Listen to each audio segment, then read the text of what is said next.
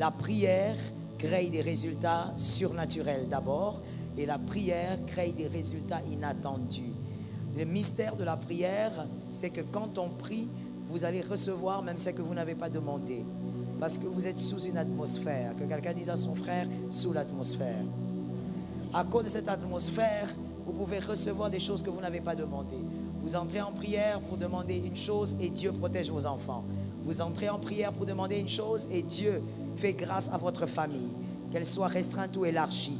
La prière vous permet donc d'accéder aux choses que vous n'avez même pas cherchées.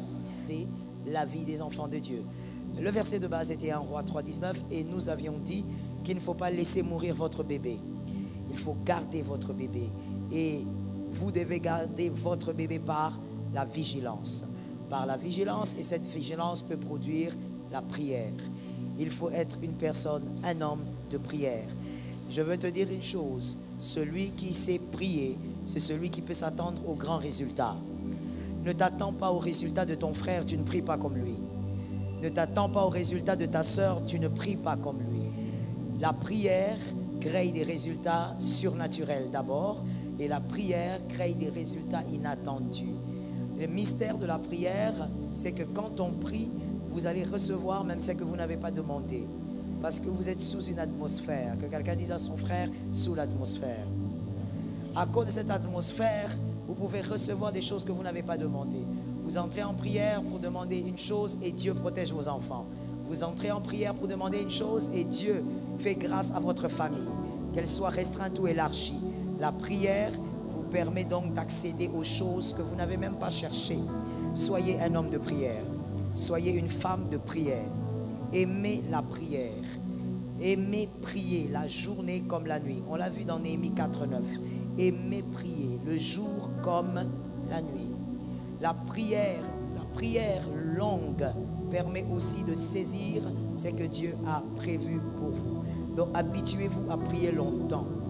Lorsque vous êtes incapable de prier longtemps, il y a donc des grâces que vous ne recevrez pas. Habituez-vous à prier longtemps. Et tout commence par un départ. Il faudrait commencer par quelque part. Celui qui prie 5 minutes régulièrement finira un jour par prier 3 heures. Il faut commencer quelque part. Est-ce que quelqu'un m'entend? Moi-même, je ne m'entends pas, le son me dérange. Alors, s'il vous plaît, donnez-moi des amens. Alors, je disais, il faudrait commencer quelque part. Prier pendant 3 minutes, pendant 5 minutes, pendant 6 minutes et évoluer. Par exemple, aujourd'hui, depuis le matin, combien de temps vous avez prié? Combien de temps vous avez pris dans la prière? Celui qui ne prie pas, il met en danger les faveurs que Dieu dépose chez lui. Et d'ailleurs, je vais vous dire une autre chose que vous devez ajouter. Celui qui ne prie pas, qui n'aime pas le moment de prière, c'est une personne auprès de qui Dieu aura du mal à déposer certaines grâces. Parce que s'il dépose, il sait que tu ne sauras pas garder. Est-ce que quelqu'un m'entend? Voilà pourquoi dans certaines familles, vous avez du mal à avoir, par exemple, des personnes qui servent Dieu. Ce n'est pas parce que Dieu n'aime pas votre famille. Ce n'est pas parce qu'il n'y a pas eu des personnes qui ont évangélisé votre famille. Mais le problème, c'est qu'il y a des personnes que Dieu n'envoie pas dans votre famille parce que vous ne saurez pas les entretenir. Lorsque Dieu envoie un bien ou même des personnes dans une famille, il faudrait qu'il y ait le feu pour entretenir ces personnes, pour garder l'huile et l'onction sur ces personnes. Est-ce que quelqu'un m'entend? Dieu ne peut envoyer une bénédiction auprès de vous que vous êtes incapable de garder. Répétez ça à votre frère.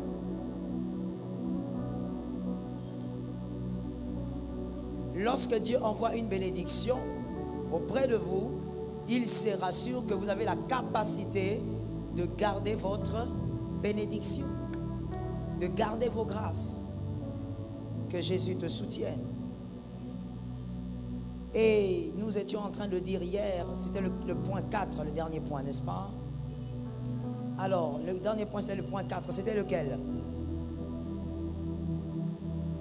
Lisez-moi le dernier point. Le 4, c'était quoi? Le secret d'une longue prière réside dans la concentration, la foi et la sincérité.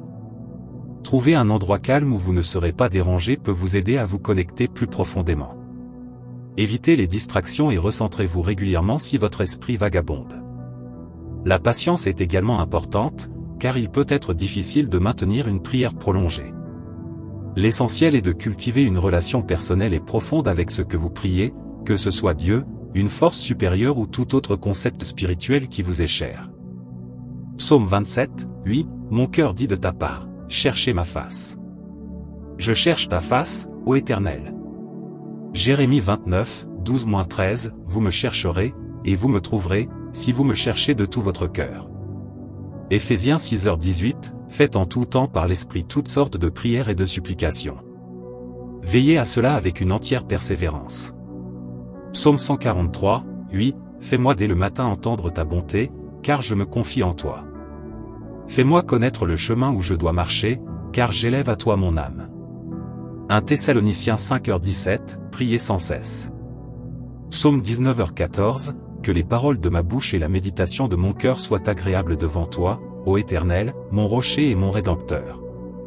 Marc 11h24, c'est pourquoi je vous dis, tout ce que vous demanderez en priant, croyez que vous l'avez reçu, et vous le verrez s'accomplir.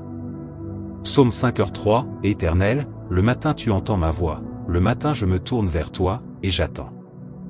Matthieu 6h6, mais quand tu pries, entre dans ta chambre, ferme ta porte, et prie ton Père qui est là dans le lieu secret, et ton Père, qui voit dans le secret, te le rendra. Psaume 42, 1, 2, comme une biche soupire après des courants d'eau, ainsi mon âme soupire après toi, ô Dieu. Mon âme a soif de Dieu, du Dieu vivant.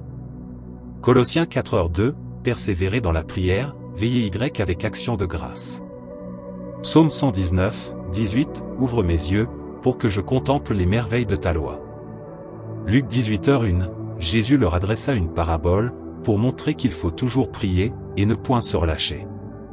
Philippiens 4, 6-7, ne vous inquiétez de rien, mais en toute chose faites connaître vos besoins à Dieu par des prières et des supplications, avec des actions de grâce. Romains 12h12, réjouissez-vous en espérance. Soyez patients dans l'affliction. Persévérez dans la prière. Ces versets peuvent servir de base pour méditer et guider vos prières prolongées, en vous aidant à vous concentrer sur différents aspects de la spiritualité, de la confiance et de la communication avec Dieu. La prière peut avoir de nombreux bénéfices sur le plan spirituel, émotionnel et mental. Elle peut favoriser un sentiment de calme, de connexion avec quelque chose de plus grand que soi, et de réflexion intérieure. La prière régulière peut aussi aider à réduire le stress et l'anxiété, ainsi qu'à cultiver la gratitude et la paix intérieure. Cependant, les bénéfices spécifiques peuvent varier d'une personne à l'autre en fonction de leurs croyances et de leurs expériences personnelles. Merci Pasteur Joël pour cet enseignement. Merci d'avoir suivi jusqu'à la fin. Que Dieu vous bénisse. C'était Communion chrétienne pour plus de communion.